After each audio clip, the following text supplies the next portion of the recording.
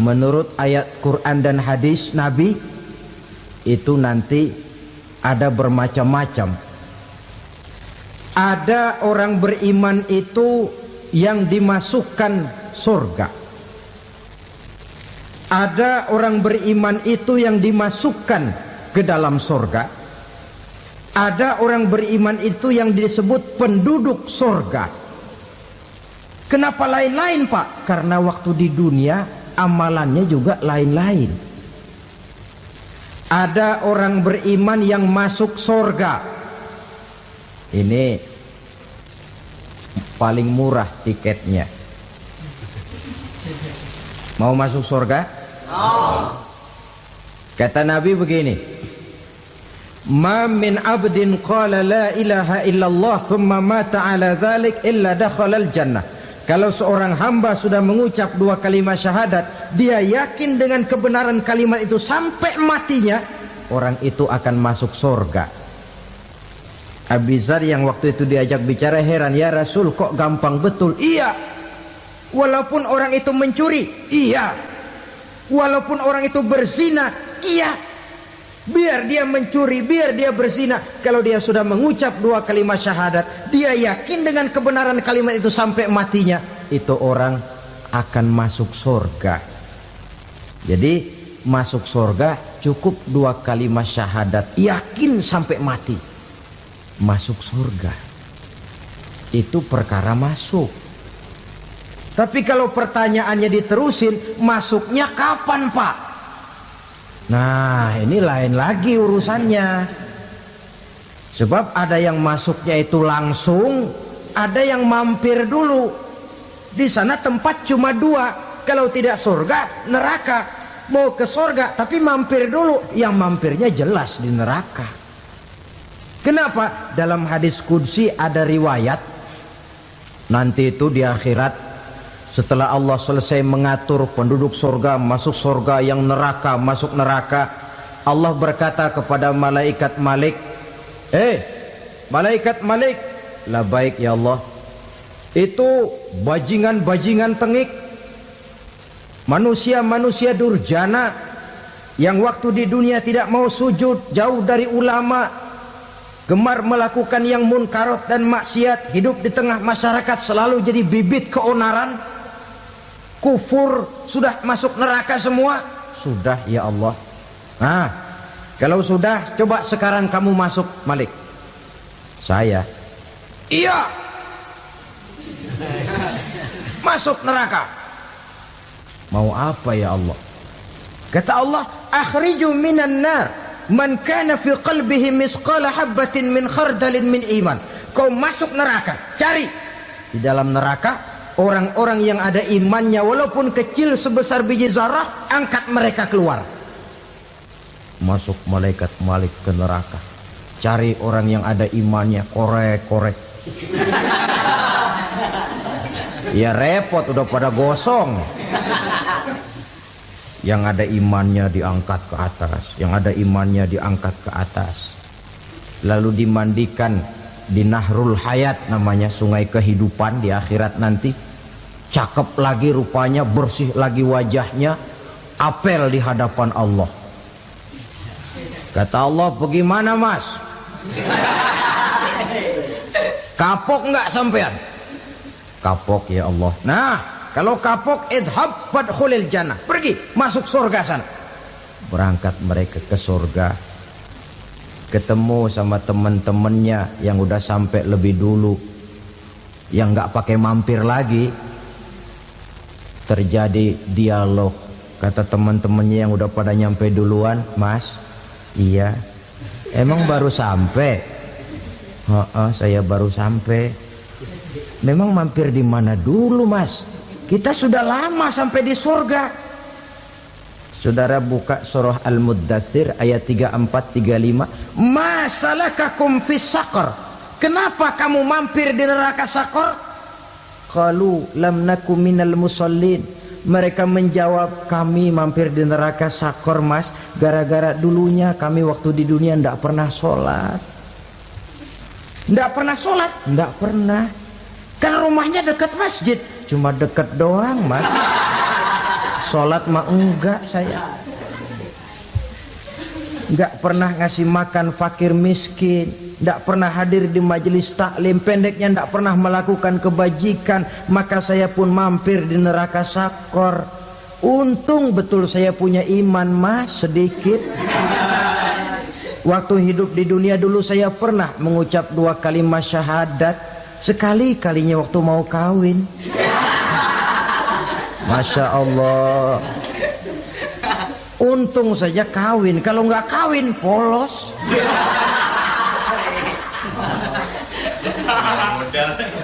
Itu juga pengulu sudah setengah mati ngajarin. Asyhadu alla, asyaduaan, asyaduaan.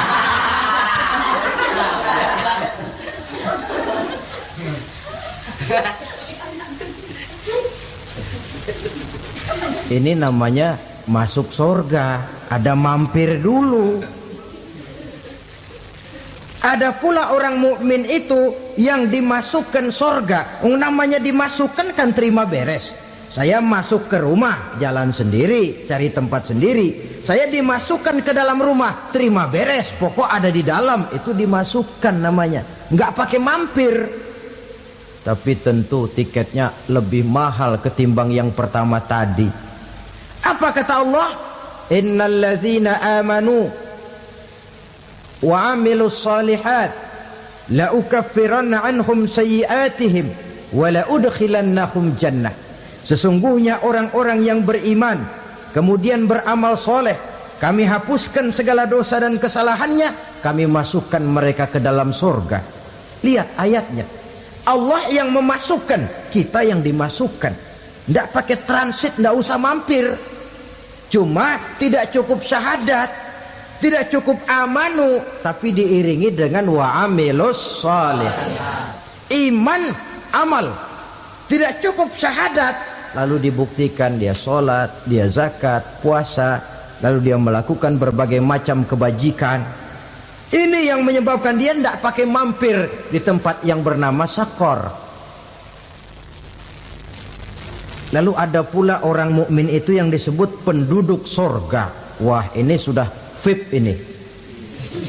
Ashabul jannah, penduduk surga. Siapa mereka? Kata Allah, innal ladzina amanu summa istaqamu fala khaufun 'alaihim wala hum yahzanun ulaika ashabul jannah hum fiha khalidun. Sesungguhnya orang-orang yang beriman lalu istiqamah, tetap dalam melaksanakan perintah Allah, tidak goyah, tidak labil tapi stabil, istiqamah, mereka tidak takut dan tidak bersedih hati. Merekalah penduduk surga. Iman, istiqamah. Tidak punya duit, sembahyang. Banyak duit, sembahyang. Miskin, sembahyang. Kaya, tetap sembahyang. Istiqamah. Kadang orang kalau susah rajin ke masjid, banyak duitnya ngelihat masjid melengos. Waktu miskin hamba Allah, setelah kaya jadi hamba harta. Bergeser, tidak ada nilai istiqomahnya. Saudara-saudara, dengan begitu penduduk neraka itu dua. Ada penduduk permanen, ada penduduk yang semi permanen. Yang semi permanen orang-orang beriman yang mempunyai dosa besar. Mereka masuk ke neraka untuk menerima azab sesuai dengan dosanya. Bila selesai masa azab itu, mereka akan diangkat untuk ditempatkan kembali ke dalam surganya Allah Subhanahu wa ta'ala. Nah, dikala itulah saudara-saudara, ada yang disebut syafaat dari Rasulullah Sallallahu Alaihi Wasallam. Tapi tentu jangan lupa, syafaat ini ibarat kain menambal dia. Kita punya kain bolong-bolong sedikit, syafaat yang menambal. Sholat kita ada kurang dikit, sedekah kita ada campur riak dikit, amalan kita ada tidak karena Allah dikit, kita berharap syafaat. Jadi biarlah kain masih bolong-bolong, yang penting punya kain. Tapi kalau kainnya tidak ada, yang ditambal apanya? Sholat tidak, puasa tidak, zakat tidak, berharap syafaat saja. Ya, terlalu berlebihan itu. Saudara hadirin yang saya hormati, apabila selesai proses penghisaban, proses penghitungan, maka dikala itulah manusia terbagi dalam dua kelompok besar. Fariqun fil jannah wa fariqun fis sa'ir. Sekelompok orang-orang beruntung yang masuk ke dalam surga, dan sekelompok lagi masuk ke dalam neraka. Ibu-ibu, saudara-saudara kaum muslimin rahimakumullah. Pada pertemuan yang lalu sudah saya jelaskan bahwa hidup selalu berakhir dengan kematian.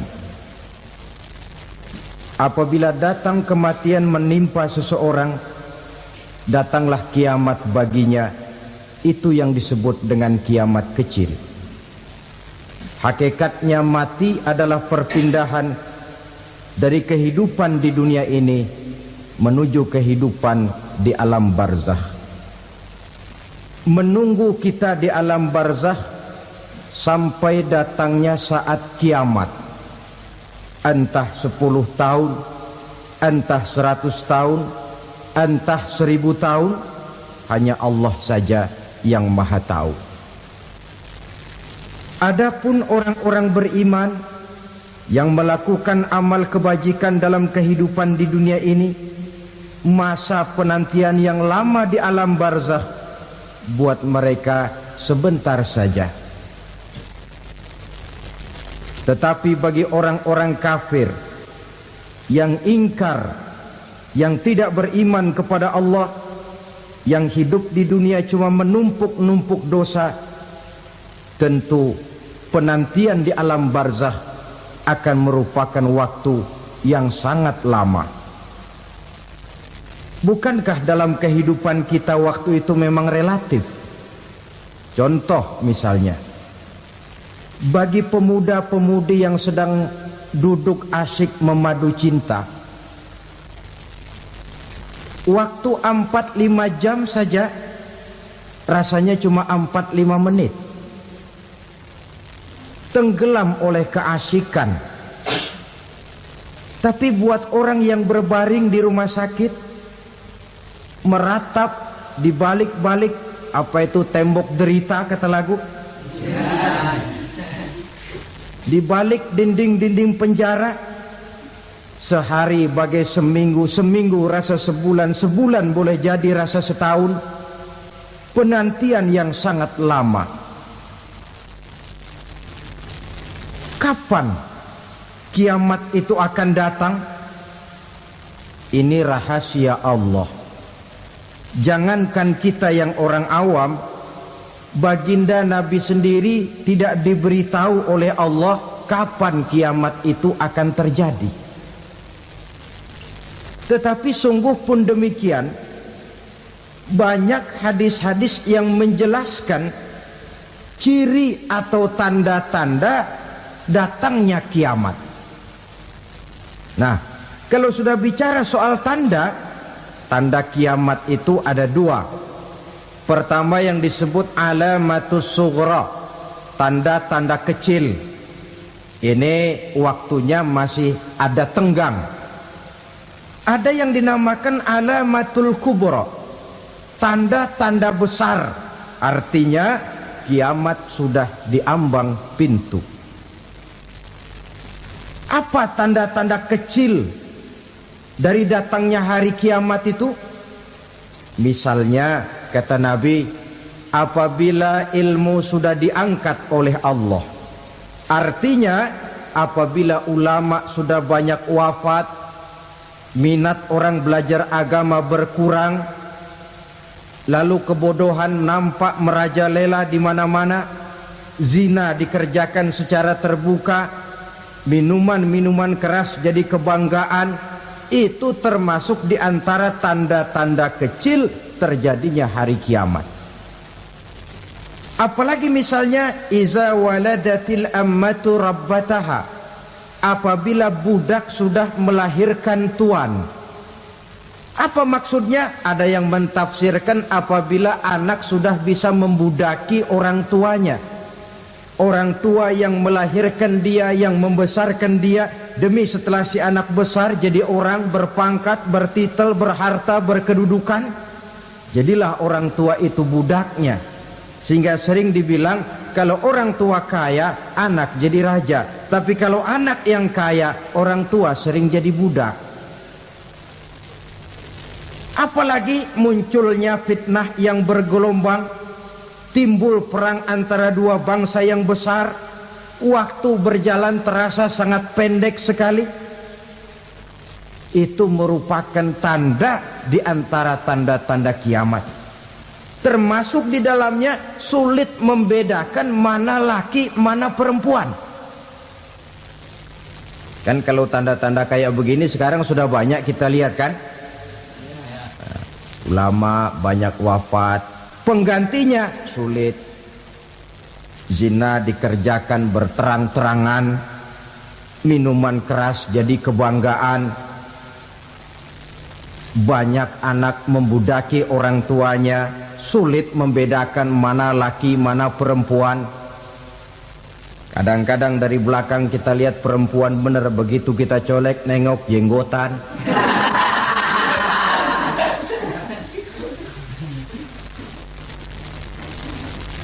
Ini termasuk tanda-tanda kecil, masih ada tenggang sampai akan terjadinya kiamat itu. Nah, yang dimaksud dengan tanda-tanda besar, ini tanda besar artinya kiamat sudah di ambang pintu. Pertama, matahari terbit dari sebelah barat. Apabila matahari sudah terbit dari arah sebelah barat, tertutuplah sudah pintu taubat. Bersabda Nabi kita, la taqumus sa'atu hatta tatlu'a syamsu min maghribiha. Tidak akan datang hari kiamat sampai matahari terbit dari arah sebelah barat. Fa iza tala'at, manakala matahari telah terbit dari arah sebelah barat, wara'ahan nasu, manusia banyak menyaksikan itu, amanu ajma'un, mereka pun lalu beriman. Yang tadinya kafir, yang tadinya ingkar, yang tadinya membangkang, setelah melihat matahari terbit dari sebelah barat, buru-buru beriman, berlomba-lomba mengucap dua kalimat syahadat. Tapi apa yang terjadi? Kata Nabi, wadzalika hina la yanfa'u nafsan imanuha lam takun amanat min qabl.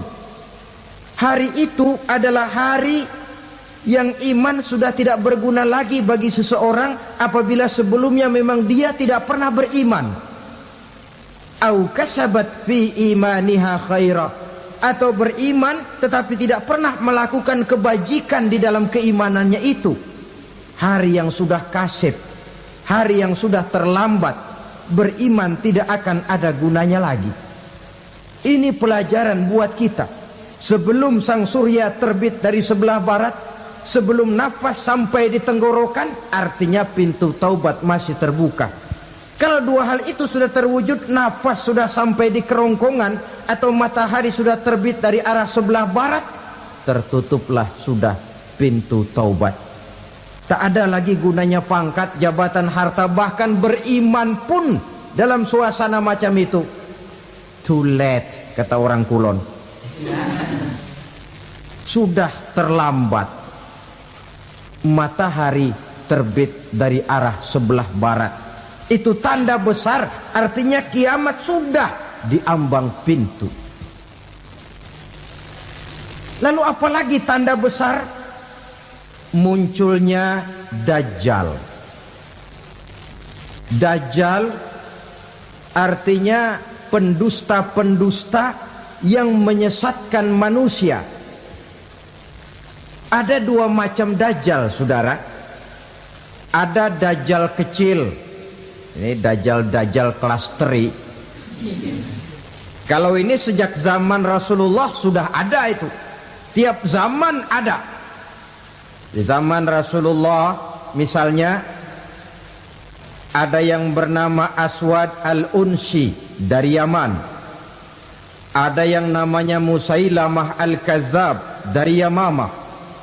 Ada yang namanya Ibnu Sayyad dari Madinah. Ini dajjal-dajjal di zaman Rasul. Musailamatul Kazzab memproklamirkan diri jadi nabi dia. Di zaman Rasul masih hidup. Ini dajjal zaman Nabi. Di zaman sahabat muncul dajjal-dajjal. Di zaman kita sekarang ini dajjal-dajjal pun gentayangan. Dajjal-dajjal kelas teri. Kerjanya mendustakan manusia, menyesatkan manusia, memalingkan manusia dari jalan yang benar dan diridhoi oleh Allah Subhanahu wa taala. Adapun yang merupakan tanda besar dari datangnya kiamat, dajjal-dajjal kelas kakap. Pembohong-pembohong besar yang menyesatkan masyarakat manusia berpaling dari jalan Allah mengikuti jalan mereka. Apa sih ciri dajjal itu? Kata Nabi dalam hadis Bukhari Muslim, "Inna dajjala", sesungguhnya yang namanya dajjal itu yakhruju, satu saat akan muncul mendekati hari kiamat. Wa inna ma'ahu ma'an, si dajjal ini membawa air.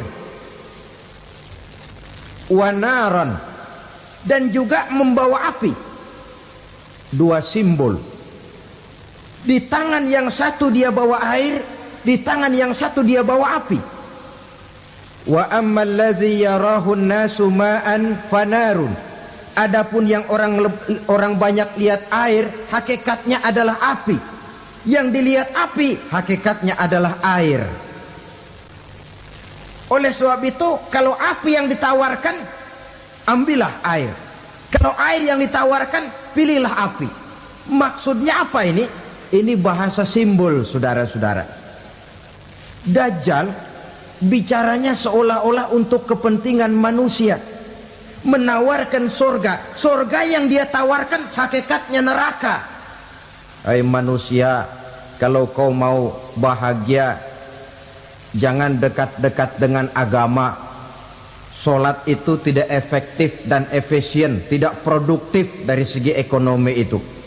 Menghadiri majelis taklim cuma buang-buang waktu. Tahajud, tasbih, tahlil, baca Quran, apa itu? Pekerjaan mubazir saja. Hidup ini cuma sekali, masa yang cuma sekali, manfaatkan dengan sebaik-baiknya. Mumpung, dibawanya sifat mumpung tetapi dalam pengertian yang sangat negatif. Bicaranya seolah-olah untuk kepentingan manusia, tetapi sebenarnya menjerumuskan manusia. Menawarkan air tapi sebenarnya api. Menawarkan api tapi hakikatnya air. Buat apa kamu sholat? Buat apa kamu bayar zakat? Buat apa kamu puasa? Surga yang dicanangkan dajjal hakikatnya neraka. Neraka yang digambarkan dajjal pada dasarnya adalah surga. Jadi memutarbalikan fakta itu kerjaan dajjal. Yang hak jadi batil, yang batil dibilang hak, yang benar jadi salah, yang salah malah jadi benar. Tuntunan disuruh jadi tontonan, tontonan malah menjadi tuntunan. Itu pekerjaan dajjal profesinya. Zamannya Nabi Adam, dajjalnya kan iblis. Betul? Betul. Apa sih gang kerayuan iblis itu? Allah setelah menciptakan Nabi Adam kan bilang, Adam, kau dan istrimu Hawa tinggal di surga ini. Seluruh fasilitas yang ada di surga persilahkan kau nikmati. Satu yang tidak boleh, jangan coba-coba dekati pohon khuldi. Dekat saja jangan, apalagi sampai memetiknya. Datang dajjal yang namanya iblis ini. Adam, kamu tahu nggak kenapa tidak boleh makan buah khuldi? Ya nggak tahu, pokoknya saya dilarang. Bodoh kamu, Dam. Khuldun artinya kekal. Kalau kamu makan itu buah, kau akan kekal di surga buat selamanya. Allah tidak kepengen, maka dilarang kamu makan buah khuldi. Kalau kau ingin kekal di surga Adam, makan saja. Saya bicara begini ini untuk kepentingan kamu Adam. Ini kan ciri-ciri Dajjal.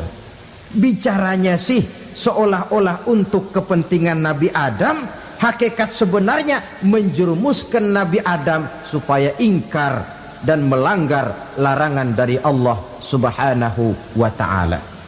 Jadi setelah muncul Dajjal, timbul kekacauan-kekacauan di masyarakat. Banyak yang terpengaruh, terpedaya dan terpesona. Termasuk mereka yang memproklamirkan diri jadi nabi, mereka yang memproklamirkan diri jadi rasul di zaman sesudah Rasulullah wafat. Itu adalah Dajjal.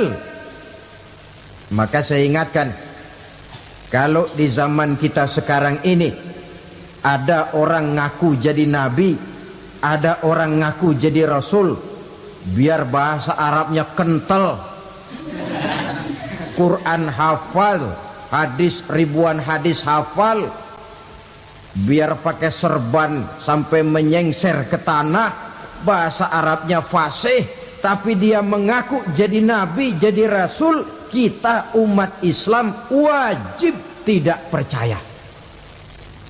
Wajib untuk tidak percaya. Itulah Dajjal zaman kita sekarang ini. Tidak mustahil mereka datang mempengaruhi orang awam supaya berpaling dari Rasulullah, mengikuti mereka. Nah, di akhir zaman nanti, mendekati hari kiamat, Dajjal ini muncul. Dajjal kelas kakap, menyesatkan masyarakat manusia untuk berpaling dari Islam, mengikuti seruan mereka. Apalagi di antara datangnya kiamat itu, tanda yang besar itu, turunnya Nabiullah Isa Al-Masih, putra Maryam. Menurut berbagai hadis yang sahih, Nabi Isa Al-Masih nanti akan turun lagi. Tidak membawa risalah yang baru, tapi meluruskan risalah Islam ini yang telah banyak ditinggalkan oleh masyarakat. Bahkan ada hadis menjelaskan beliau akan membunuh Nabi, mematahkan kayu-kayu salib, lalu melaksanakan haji dan umrah mengikuti syariat Nabi Muhammad, bukan membawa agama baru.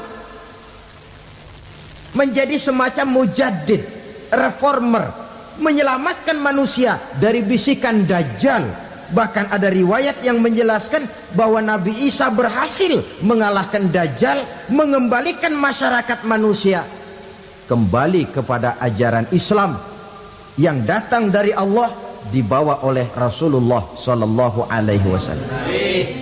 Dengan kata lain, turunnya Nabi Isa bukan sebagai Nabi dan Rasul baru, tetapi mengikuti syariat Nabi kita Muhammad Sallallahu Alaihi Wasallam. Saudara hadirin, ibu-ibu hadirat yang saya hormati, kemudian apalagi di antara tanda-tanda besar akan datangnya kiamat itu? Keluarnya asap atau awan. Kata Nabi, inna min asrati sa'ah dukhanan yamla'u ma bainal masyriqi wal maghrib. Di antara tanda-tanda kiamat, munculnya awan antara langit dan bumi. Ini pun diperkuat dalam surah Ad-Dukhan ayat 10. Fartaqib yauma ta'tis sama bidukhanim mubin fayughshan nas hadza azabun alim. Bagi orang-orang yang beriman, mereka biasa-biasa saja. Tapi bagi orang kufur, datangnya asap dan awan ini merupakan azab yang kelewat pedih. Barangkali sedikit mendekati gambaran tentang azab yang pedih ini, saya ingatkan alam pikiran kita kepada peristiwa yang belum lama terjadi. Pernah dengar berita bocornya reaktor nuklir di Chernobyl, Uni Soviet? Pernah dengar?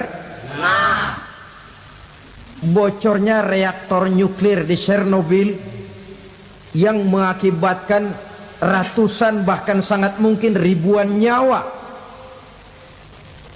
Cuma satu reaktor. Bagaimana kalau seluruh cadangan nuklir yang dimiliki oleh para negara adik kuasa ini diledakkan? Bahkan yang konon menurut catatan cadangan nuklir yang dimiliki bersama oleh Amerika dan Rusia sekarang ini sudah sanggup memusnahkan 6 miliar manusia, 1,5 kali lebih banyak dari jumlah manusia yang nongkrong di permukaan bumi ini.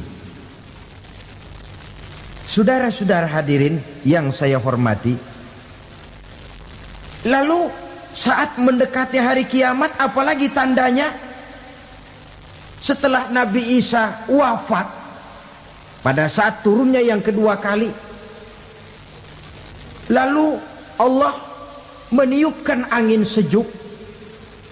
Semua orang-orang beriman, orang-orang baik wafat, sehingga penghuni bumi ini cuma tinggal lagi terdiri dari orang-orang kafir. Tidak ada lagi di bumi ini yang bisa mengucapkan Allah. Sehingga dalam hadis qudsi itu ada keterangan, innallaha azza wa jalla yaqulu li Israfil. Allah pernah pesan kepada malaikat Israfil. Kata Allah, Israfil, idza sami'ta qailan yaqul Allah Allah fa akhirin nafakh 40 sanatan ikraman liqailiha.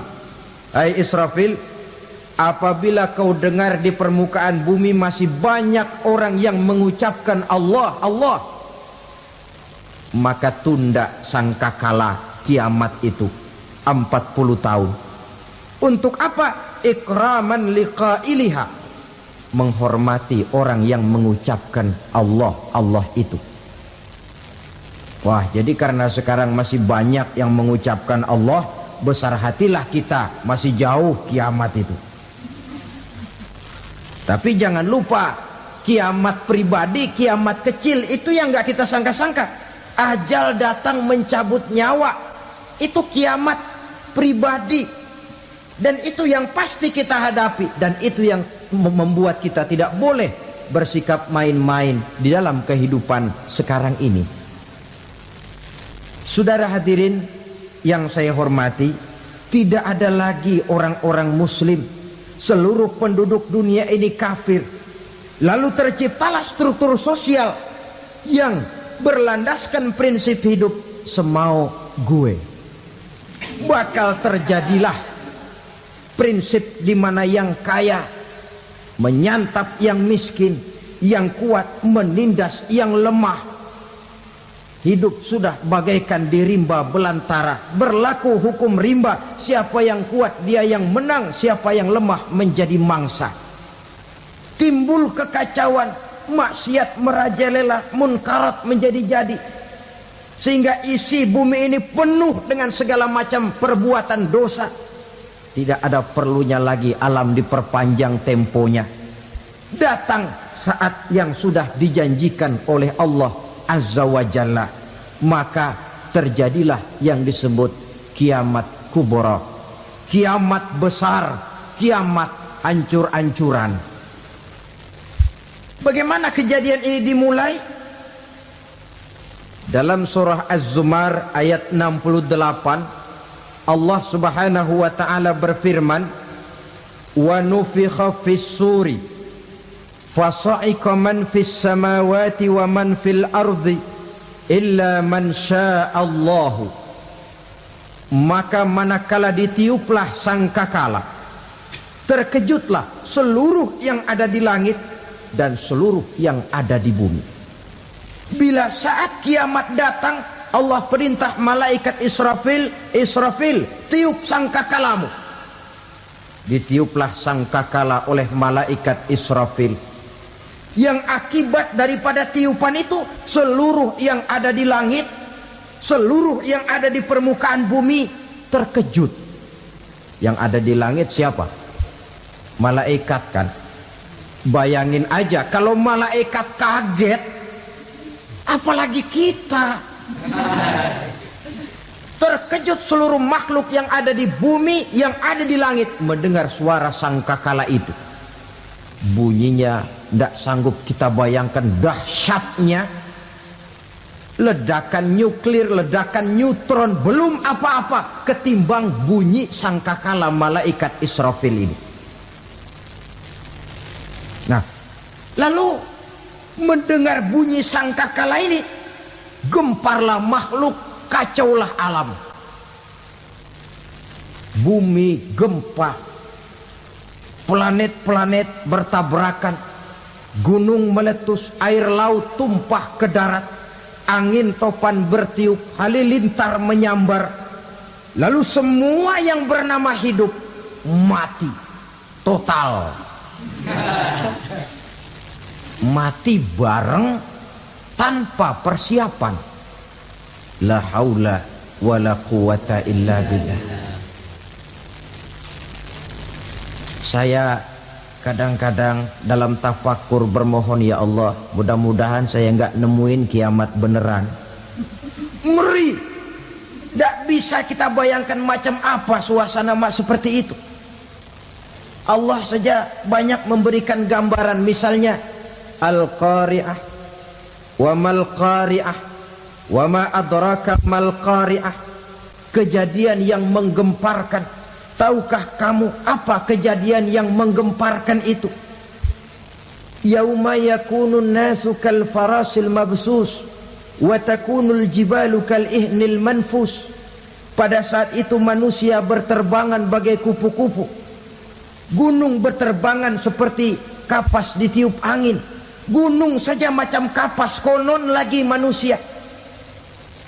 Kematian total, mulai semut sampai gajah mati, jin mati, iblis mati, malaikat mati. Malaikat saja mati. Saudara hadirin yang saya hormati, kematian total yang tanpa persiapan. Orang bilang, Pak, kalau mati bareng begitu yang repot malaikat maut dong ya. Cabut sana, cabut sini. Itu kalau menurut logika kita, mestinya begitu menurut logika.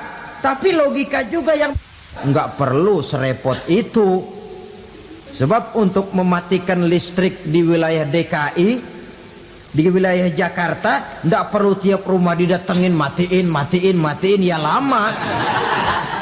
Cukup dari kantor pusatnya saja PLN, tekan satu tombol, gelaplah seluruh Jakarta. Saudara hadirin yang saya hormati, kematian total. Lalu setelah kematian total, planet-planet juga mati, dalam arti tidak bergerak dan beredar. Angin mati, dalam arti tidak bertiup. Air mati, dalam arti tidak ada riak gelombang. Pokoknya semua mati. Kullu nafsin za'iqatul maut. Semua yang bernafas mati. Dalam ayat lain, kullu man 'alaiha fan. Semua yang ada di permukaan bumi fana. Yang kekal cuma Allah Subhanahu wa ta'ala. Yang paling belakang mati malaikat maut dan malaikat Israfil. Tapi mati juga sesuai dengan janji Allah. 40 lamanya. Tidak dijelaskan oleh Abi Hurairah 40 jam, apa 40 hari, apa 40 tahun. Hadis-hadis cuma menyebutkan 40 saja. Sunyi alam, yang tinggal cuma Allah saja lagi. Ketika itu Allah berseru-seru, katanya, limanil mulkul yauma. Siapa para penguasa hari ini? Mana itu raja-raja dan penguasa yang dulu mengaku jadi Tuhan? Fir'aun. Mana Fir'aun sekarang?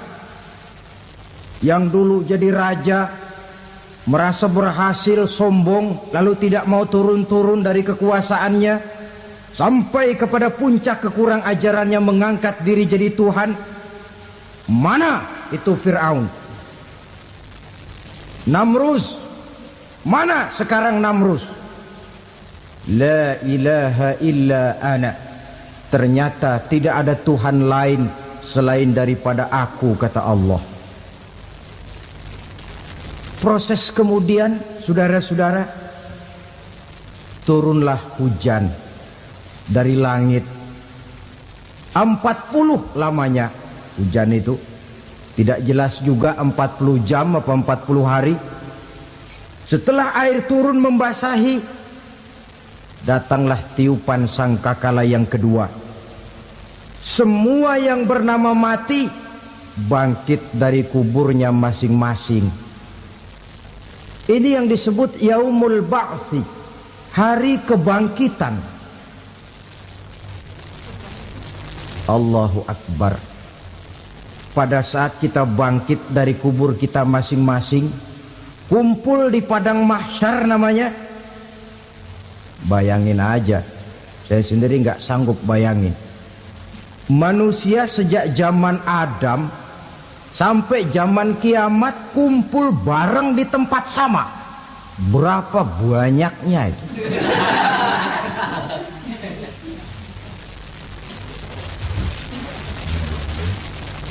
Dan yang luar biasa menurut satu riwayat, pada saat bangkit itu, Masya Allah, roman muka kita berubah, disesuaikan dengan amalan kita waktu di dunia ini. Barang siapa yang waktu di dunia amalannya itu amalan tikus,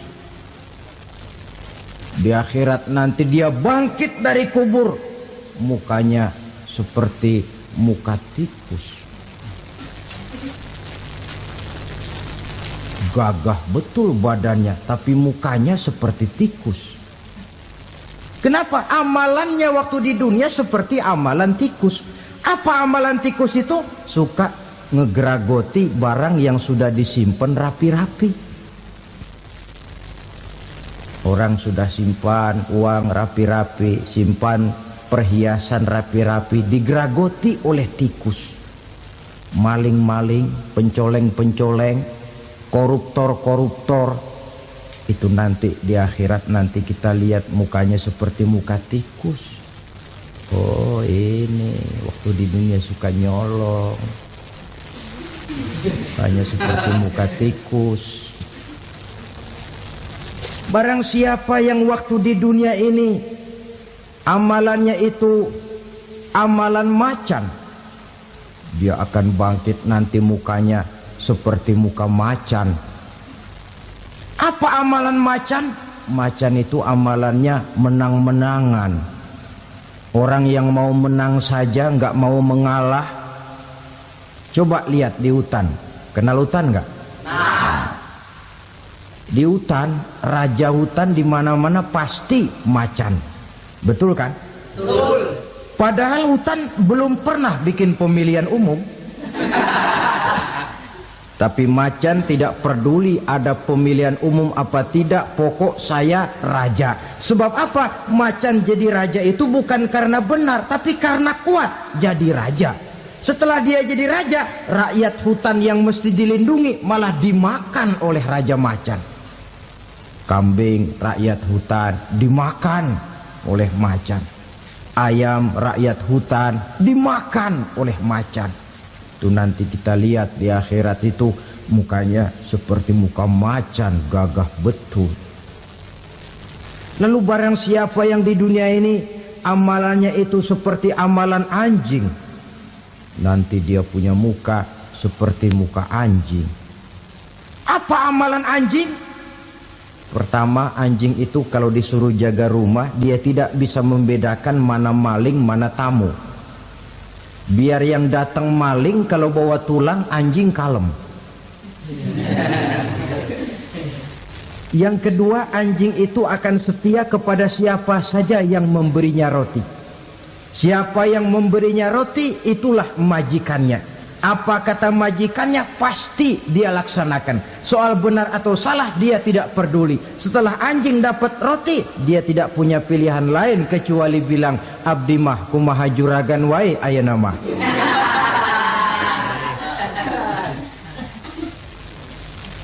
Saudara hadirin yang saya hormati,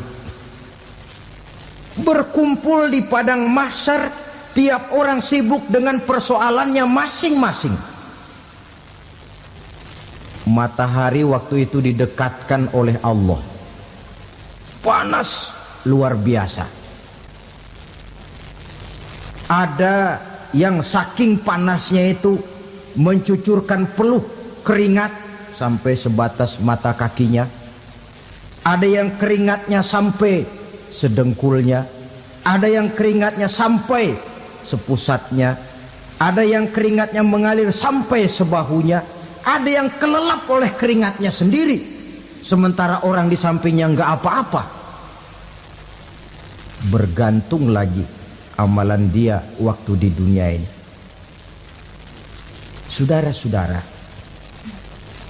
sebagian orang dalam kepanikan padang mahsyar berombong-rombong datang mereka menghadap Nabi Adam. Ya Adam, anta abal bashar. Hai Adam, Tuhan adalah bapak moyang manusia. Kami sebentar lagi akan disidang, dimintakan pertanggungan jawab. Tolonglah kami, hai Adam. Kata Nabi Adam, jangankan nolongin sampean, saya sendiri tanggung jawab di hadapan Allah ketika dulu tidak boleh makan khuldi, saya serobot. Sudahlah, urus diri masing-masing saja, nafsi. Begitu kata Nabi Nuh, begitu kata Nabi Ibrahim. Tiap orang bertanggung jawab sendiri-sendiri. Ketika itulah saudara-saudara, nikmatnya menjadi umat Nabi besar Muhammad sallallahu alaihi wasallam.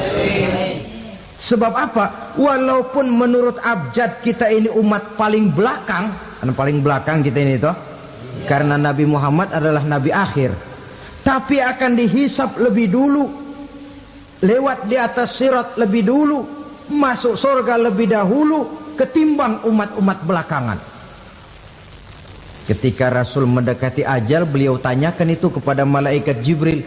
Malaikat Jibril berkata, Muhammad jangan khawatir, Allah sudah berjanji, inni haramtul jannata ala sairil anbiya hatta tadkhulaha anta wa haramtuha ala sairil umami hatta tadkhulaha ummatuka. Surga aku haramkan buat seluruh nabi kecuali kalau engkau Muhammad sudah masuk ke dalamnya, dan surga aku haramkan buat seluruh umat kecuali kalau umatmu Muhammad sudah masuk ke dalamnya. Logikanya, walaupun menurut abjad kita umat paling belakang, bakal dihisap paling dulu, lewat di atas sirat paling dulu, masuk surga paling dulu, kalau mampir ke neraka juga paling dulu. Ya resiko. Jangan mau enaknya aja paling dulu. Saudara hadirin yang saya hormati, setelah masa kebangkitan itu jangan dikira begitu bangkit langsung diperiksa. Masih menunggu menanti ribuan tahun perhitungan padang mahsyar untuk sampai kepada proses yang disebut yaumul hisab, hari perhitungan. Seorang demi seorang bakal dipanggil. Bayangkan saja, kita se-RT saja di absen, kadang-kadang perlu waktu lama. Ini manusia sejak zaman Nabi Adam sampai datang hari kiamat, satu demi satu disidang di hadapan Qadhi Rabbul Jalil. Status sosial copot sudah waktu itu. Yang pernah jadi hartawan di situ tidak lagi kelihatan kehartawanannya. Yang pernah jadi jenderal tidak lagi dipanggil jenderalnya. Yang ustadz tidak lagi dipanggil al-mukarramnya. Seluruh status sosial selesai. Dipanggillah kita seorang demi seorang menghadap Qadhi Rabbul Jalil. Bagaimana proses penghisaban itu? Pertama, proses tanya jawab. Di antaranya ada hadis menyatakan, lan tazula qadama 'abdin yaumal qiyamah hatta yus'ala an arba'i khisalin. Besok di hari kiamat tidak akan bergeser telapak kaki seorang hamba sampai dia ditanya lebih dulu tentang 4 persoalan. Tentang ilmunya, kemana ilmu itu diamalkan. Tentang umurnya, di mana umur itu dihabiskan. Tentang masa mudanya, kemana masa muda itu dipakai. tentang hartanya, dari mana harta itu didapat dan kemana harta itu dibelanjakan. Ini termasuk proses tanya jawab. Jadi kalau istilah pengadilan dunia, nama Fulan bin Fulan. Kamu waktu di dunia diberikan umur panjang untuk apa? Pernah mengalami masa muda, kemana kau habiskan masa remajamu? Kau diamanahkan ilmu, dengan apa ilmumu kau amalkan? Kau diberikan harta, dari mana harta kau dapat, kemana kau belanjakan? Tak seorang pun yang bisa mungkir. Sebab apa? Dikala itu yang menjadi saksi bukan orang. Yang menjadi saksi adalah seluruh anggota badan kita. Tangan bicara, kaki jadi saksi terhadap seluruh amalan yang pernah kita kerjakan pada saat kehidupan di alam dunia ini. Selesai proses tanya jawab, lalu diperlihatkan buku catatan kita waktu hidup di dunia ini. Jangan lupa Allah itu menyiapkan 2 superkomputer kepada kita. Sebelah ditempelin sebelah kanan, yang sebelah tempelin di sebelah kiri. Komputer itu namanya Raqib dan Atid, 2 malaikat yang apabila baik kita lakukan, refleks saja akan menulis kebajikan kita. Jahat kita kerjakan, akan tertulis. Catatan itu nanti diperlihatkan kepada kita. Waduh, alangkah malunya pada saat diperlihatkan catatan kita, buku rapot kita merah melulu. Barangkali diperiksa sambil diomelin, brengsek lo. Buku merah melulu begini, bagaimana waktu hidup di dunia? Tidak cukup diperlihatkan buku catatan kehidupan, rekaman kehidupan. Rekaman kehidupan kita secara utuh sejak terlahir sampai ajal datang merenggut nyawa. Barangkali mirip dengan video sekarang ini, di mana terekam dengan baik seluruh kegiatan kita, sejak yang sekecil-kecilnya sampai kepada yang sebesar-besarnya. Untuk kemudian kita pun menerima balasan. In khairan fa khairun wa in syarran fa syarrun. Kalau baik ya baik balasannya, kalau jahat ya jahat juga balasannya. Catatan-catatan kita diberikan. Kalau banyak kebajikannya diberikan di tangan kanan dengan cara yang halus. Kalau banyak kejahatannya diberikan dari sebelah kiri atau dilempar dari belakang. Itulah sebabnya sejak di dunia ini kita sudah mohon kepada Allah. Ketika berwudu membasuh tangan kanan, apa kita bilang? Allahumma a'tini kitabi biyamini wa hasibni hisaban yasira. Ya Allah, berikan saya kitab di tangan kanan, dan kalau saya memang perlu dihisap, hisaplah saya yang seringan-ringannya. Tangan kiri berlindung kita kepada Allah, jangan sampai diberikan kitab di tangan kiri atau dari arah sebelah belakang. Wa a'udzubika an tu'tiya kitabi bishimali aw min wara'i zuhri, dari arah sebelah belakang. Na'udzubillah min dzalik. Setelah selesai lewat proses penghisaban, lewat mizan, timbangan, maka yang sudah selesai dihisab itu bergeraklah menuju sirat, jembatan yang terbentang menuju surga melalui neraka. Saudara-saudara, panjangnya perjalanan sirat itu memakan waktu ratusan tahun. Tetapi orang yang lewat di atas sirat pun macam-macam, bergantung amalannya ketika di dunia ini. Ada yang lewat di atas sirat itu kalbarkil khatib, seperti kilat yang menyambar, lep, sudah sampai dia di surga. Cepat bukan main. Ada yang lewat di atas sirat itu seperti orang lari-lari. Ada yang lewat di atas sirat itu seperti orang jalan biasa. Ada yang sambil merangkak, ada yang sambil ngesor, ada yang sambil gelayutan, ada yang selamat sampai ke ujung ke surga, ada yang tergelincir jatuh masuk ke dalam neraka, bergantung amalannya dalam kehidupan di dunia sekarang ini. Tiap kita akan melewati yang namanya sirat ini. Saudara-saudara kaum muslimin yang saya hormati,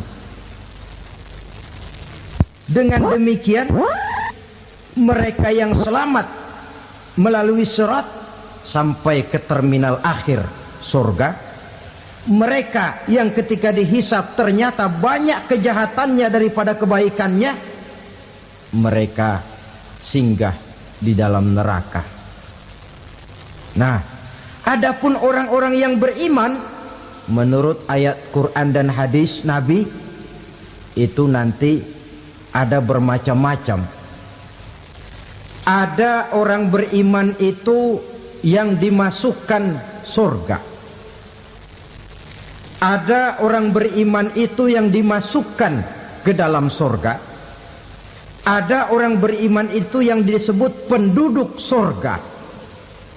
Kenapa lain-lain, Pak? Karena waktu di dunia amalannya juga lain-lain. Ada orang beriman yang masuk surga. Ini paling murah tiketnya. Mau masuk surga? Kata Nabi begini, ma min abdin qala la ilaha illallah thumma mata ala dhalik illa dakhalal jannah. Kalau seorang hamba sudah mengucap dua kalimat syahadat, dia yakin dengan kebenaran kalimat itu sampai matinya, orang itu akan masuk surga.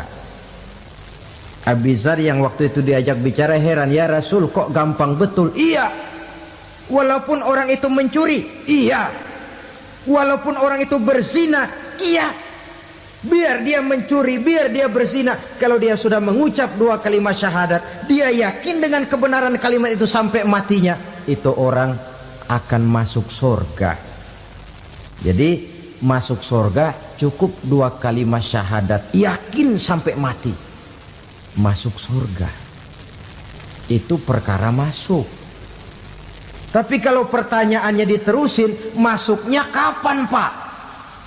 Nah, ini lain lagi urusannya. Sebab ada yang masuknya itu langsung, ada yang mampir dulu. Di sana tempat cuma dua, kalau tidak surga, neraka. Mau ke surga tapi mampir dulu, yang mampirnya jelas di neraka. Kenapa? Dalam hadis qudsi ada riwayat, nanti itu di akhirat, setelah Allah selesai mengatur penduduk surga masuk surga, yang neraka masuk neraka, Allah berkata kepada malaikat Malik, malaikat Malik, labaik ya Allah, itu bajingan-bajingan tengik, manusia-manusia durjana yang waktu di dunia tidak mau sujud, jauh dari ulama, gemar melakukan yang munkarat dan maksiat, hidup di tengah masyarakat selalu jadi bibit keonaran, kufur, sudah masuk neraka semua. Sudah ya Allah. Nah, kalau sudah, coba sekarang kamu masuk, Malik. Saya, iya, masuk neraka. Mau apa ya Allah? Kata Allah, akhriju minan nar man kana fi qalbihi misqala habatin min khardalin min iman. Kau masuk neraka, cari di dalam neraka orang-orang yang ada imannya walaupun kecil sebesar biji zarah, angkat mereka keluar. Masuk malaikat Malik ke neraka, cari orang yang ada imannya, korek-korek. Ya repot, udah pada gosong. Yang ada imannya diangkat ke atas, yang ada imannya diangkat ke atas, lalu dimandikan di Nahrul Hayat, namanya sungai kehidupan di akhirat nanti. Cakep lagi rupanya, bersih lagi wajahnya, apel di hadapan Allah. Kata Allah, bagaimana mas? Kapok nggak sampean? Kapok ya Allah. Nah, kalau kapok, idhab fadkhulil jannah, pergi masuk surga sana. Berangkat mereka ke surga. ketemu sama teman-temannya yang udah sampai lebih dulu, yang nggak pakai mampir lagi. Terjadi dialog. Kata teman-temannya yang udah pada nyampe duluan, "Mas, iya, emang baru sampai?" Saya baru sampai." "Memang mampir di mana dulu, Mas? Kita sudah lama sampai di surga." Saudara buka surah Al-Muddatsir ayat 34-35. "Ma salakakum fis saqar?" Kenapa kamu mampir di neraka Sakor? Qalu lam naku minal musallin. Mereka menjawab, kami mampir di neraka Sakor, Mas, gara-gara dulunya kami waktu di dunia tidak pernah sholat. Tidak pernah sholat? Tidak pernah. Kan rumahnya dekat masjid. Cuma dekat doang, Mas. Sholat mah enggak saya. Enggak pernah ngasih makan fakir miskin, enggak pernah hadir di majelis taklim, pendeknya enggak pernah melakukan kebajikan, maka saya pun mampir di neraka Sakor. Untung betul saya punya iman, Mas, sedikit.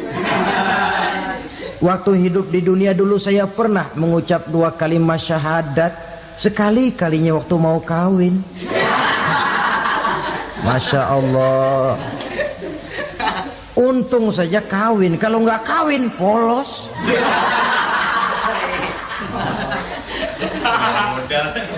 Itu juga penghulu sudah setengah mati ngajarin.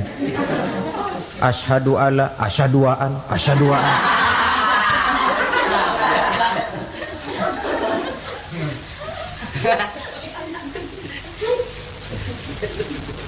Ini namanya masuk surga, ada mampir dulu. Ada pula orang mukmin itu yang dimasukkan surga. Namanya dimasukkan kan terima beres. Saya masuk ke rumah, jalan sendiri, cari tempat sendiri. Saya dimasukkan ke dalam rumah, terima beres, pokok ada di dalam, itu dimasukkan namanya. Nggak pakai mampir. Tapi tentu tiketnya lebih mahal ketimbang yang pertama tadi. Apa kata Allah? Innal ladzina amanu wa amilus salihat la ukaffiranna anhum sayyi'atihim wa la udkhilannahum jannah. Sesungguhnya orang-orang yang beriman kemudian beramal soleh, kami hapuskan segala dosa dan kesalahannya, kami masukkan mereka ke dalam surga. Lihat ayatnya, Allah yang memasukkan, kita yang dimasukkan. Tidak pakai transit, tidak usah mampir. Cuma tidak cukup syahadat, tidak cukup amanu, tapi diiringi dengan wa'amilus salih. Iman, amal. Tidak cukup syahadat, lalu dibuktikan dia sholat, dia zakat, puasa, lalu dia melakukan berbagai macam kebajikan. Ini yang menyebabkan dia tidak pakai mampir di tempat yang bernama Sakor. Lalu ada pula orang mukmin itu yang disebut penduduk surga. Wah, ini sudah VIP ini. Ashabul jannah, penduduk surga. Siapa mereka? Kata Allah, innal ladzina amanu summa istaqamu fala khaufun 'alaihim wala hum yahzanun ulaika ashabul jannah hum fiha khalidun. Sesungguhnya orang-orang yang beriman lalu istiqamah, tetap dalam melaksanakan perintah Allah, tidak goyang, tidak labil tapi stabil, istiqamah, mereka tidak takut dan tidak bersedih hati. Merekalah penduduk surga. Iman, istiqamah. Tidak punya duit, sembayang. Banyak duit, sembayang. Miskin, sembayang. Kaya, tetap sembayang. Istiqamah. Kadang orang kalau susah rajin ke masjid, banyak duitnya ngelihat masjid melengos. Waktu miskin hamba Allah, setelah kaya jadi hamba harta. Bergeser, tidak ada nilai istiqomahnya. Saudara-saudara, dengan begitu penduduk neraka itu dua. Ada penduduk permanen, ada penduduk yang semi permanen. Yang semi permanen orang-orang beriman yang mempunyai dosa besar. Mereka masuk ke neraka untuk menerima azab sesuai dengan dosanya. Bila selesai masa azab itu, mereka akan diangkat untuk ditempatkan kembali ke dalam surganya Allah Subhanahu wa ta'ala. Nah, dikala itulah saudara-saudara, ada yang disebut syafaat dari Rasulullah Sallallahu Alaihi Wasallam. Tapi tentu jangan lupa, syafaat ini ibarat kain menambal dia. Kita punya kain bolong-bolong sedikit, syafaat yang menambal. Solat kita ada kurang dikit, sedekah kita ada campur riak dikit, amalan kita ada tidak karena Allah dikit, kita berharap syafaat. Jadi biarlah kain masih bolong-bolong, yang penting punya kain. Tapi kalau kainnya tidak ada, yang ditambal apanya? Solat tidak, puasa tidak, zakat tidak, berharap syafaat saja. Ya, terlalu berlebihan itu. Saudara hadirin yang saya hormati, apabila selesai proses penghisaban, proses penghitungan, maka dikala itulah manusia terbagi dalam dua kelompok besar. Fariqun fil jannah wa fariqun fis sa'ir.